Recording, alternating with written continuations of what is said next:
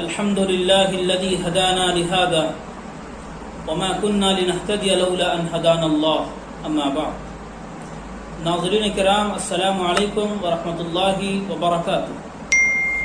آج آپ حضرات کی خدمت میں 11ویں پارے سے کچھ باتیں بیان کی جائیں گی، کچھ تفسیر بیان کی جائے گی۔ اعوذ باللہ من الشیطان الرجیم، بسم اللہ الرحمن الرحیم۔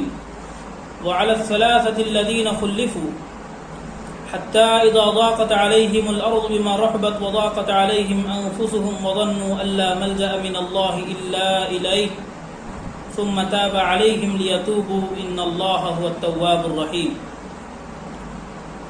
اور ان تینوں پر بھی اللہ رب العالمین مہربان ہوا جن کے معاملے کو مؤخر کیا گیا تھا، یہاں تک کہ جب زمین اپنی وسعت کے باوجود ان پر تنگ کی گئی اور ان کی جانیں ان پر دو بھر ہو گئی، اور انہوں نے سمجھ لیا کہ اللہ سے سوائے اس کے اور کہیں پناہ نہیں، تو پھر وہ ان پر مہربان ہوا تاکہ وہ پلٹ آئیں۔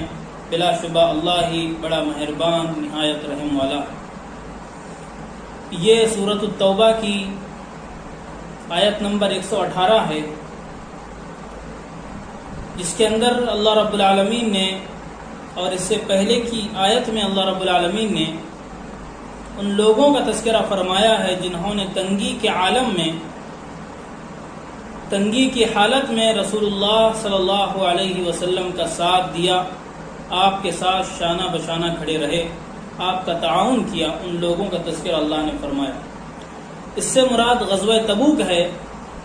غزوہ تبوک جو سن 9 ہجری میں پیش آیا، تو یہ غزوہ اس وقت پیش آیا جب حالات بڑے تنگ تھے، پریشانیاں بے شمار تھی، بے سر و سامانی کا عالم تھا، طویل سفر تھا اور سخت گرمی تھی وغیرہ وغیرہ۔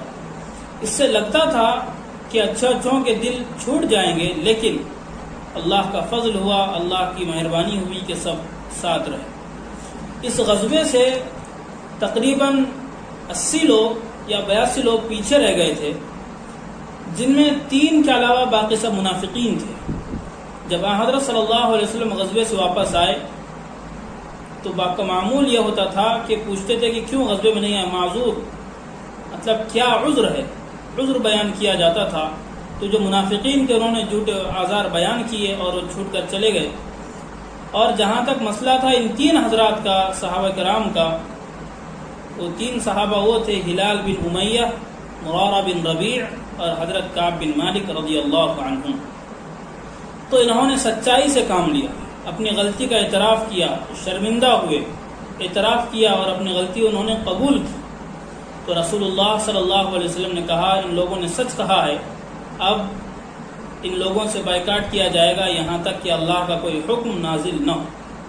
تو ان لوگوں کا بائیکاٹ کیا گیا، اور ظاہر بات ہے جو مدینہ کی آبادی، اتنی بڑی آبادی کہ اس میں بائیکاٹ کیا گیا ہے تو ان پر کیا گزری ہوگی۔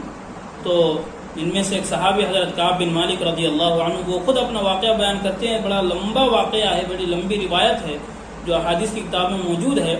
اس کے اندر ایک بات انہوں نے یہ نقل کی، یہ بتایا اس کے اندر کہ وضاقت علی الارض بما رحبت، کہ زمین کشادگی کے باوجود ہم پر تنگ ہو گئی تھی، مجھ پر تنگ ہو گئی تھی، اپنے تو اپنے سب بیگانے ہو گئے تھے، یہاں تک کہ بیوی نے بھی بولنا چھوڑ دیا، کیونکہ یہ مقاطعہ کا حکم تھا، کہ بائیکاٹ کا حکم تھا، تو تمام نے ان کا کیا کیا، بائیکاٹ کیا۔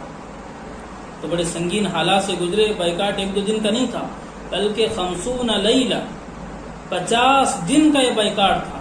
تو 50 دن کا ظاہر بات ہے بڑی مصیبت، بڑی پریشانی کی بات تھی، ان صحابہ کے لیے ایک بڑی آزمائش بھی تھی، لیکن ان صحابہ کرام رضوان اللہ تعالی علیہ اجمعین کا یہ عمل رہا کہ انہوں نے اس بائیکاٹ کو قبول کیا، سہتے رہے، اور 50 دن کے بعد ان کی توبہ کی آیت اللہ رب العالمین نے نازل فرمائی، تو وہ یہی آیت ہے وعلی الثلاثة الذین خلفوا، کہ ان تینوں پر بھی اللہ رب العالمین نے مہربانی فرمائی جو غزوے سے پیچھے رہ گئے تھے، پھر ان کی کیا ہے توبہ کی قبولیت نازل ہوئی، تب پھر ان کا بائیکاٹ ختم ہو گیا۔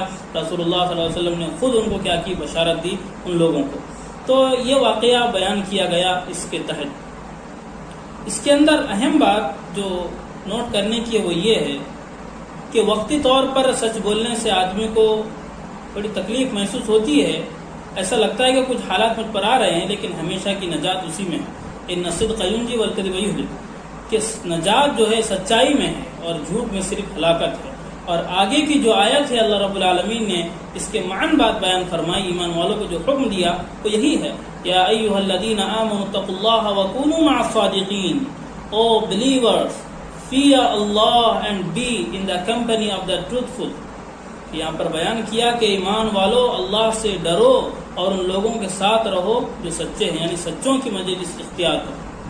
اس کے اندر پھر یہاں پر بات آئی تقویٰ کی۔ تقویٰ کے متعلق اس سے پہلے بھی بات ہوئی تھی، لیکن تقویٰ کے متعلق قرآن میں بے شمار سینکڑوں آیتیں ہیں اللہ رب العالمین نے بیان کی جو تقویٰ سے متصف ہے، یعنی متقین کے متعلق دینی، دنیاوی، اخروی، مادی بشارت اتنی بتائی گئی کہ کسی اور صفت کے حامل کے لیے اتنی بشارتیں بتائی نہیں گئی۔ ہمارے استاد ہیں حضرت مولانا عبدالسبحان صاحب ناخدا ندوی دامت برکاتہم العالیہ، بڑی تفسیر کے ماہر ہیں، مفسر قرآن ہیں، ہم نے تفسیر ان سے پڑھی ہے، جو ذوق ملا ہے تھوڑا بہت تفسیر کا حضرت ہی سے، استاد محترم ہی سے ملا ہے۔ تو یہی بات کہا کرتے تھے کہ بشارتیں جتنی تقوی کے متعلق ہے شاید ہی کسی اور وصف کے حامل کے لیے اتنی بشارتیں ہوں۔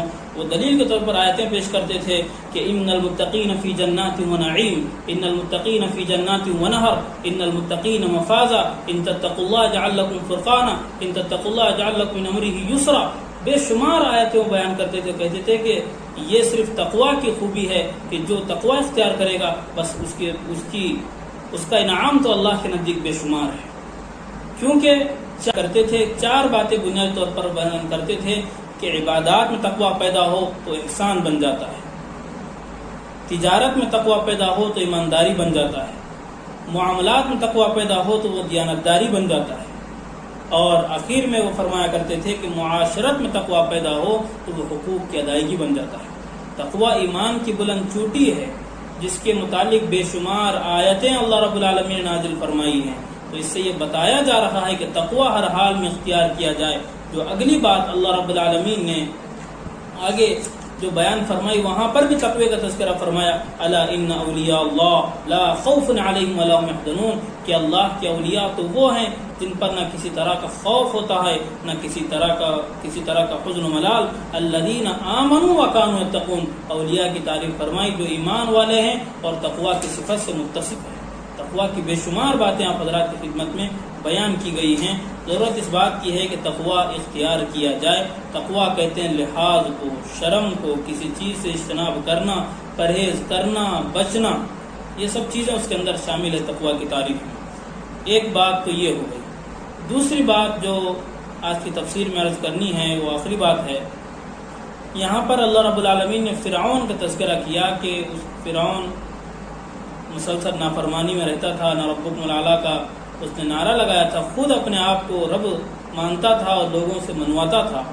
تو جب اس کا آخری وقت آیا، جب اس کو سب دکھنے لگ گیا، جب وہ دنیا سے جا رہا تھا، تو پھر اس نے کہا کہ میں اب ایمان لاتا ہوں، تو اس نے یہ بات کہی تو اس وقت اس کا ایمان معتبر نہیں ہوا، کیونکہ وہ جو حالت تھی جس میں وہ ایمان لانے کی بات کر رہا تھا وہ حالت غرغرہ۔ حالت غرغرہ کیا ہے؟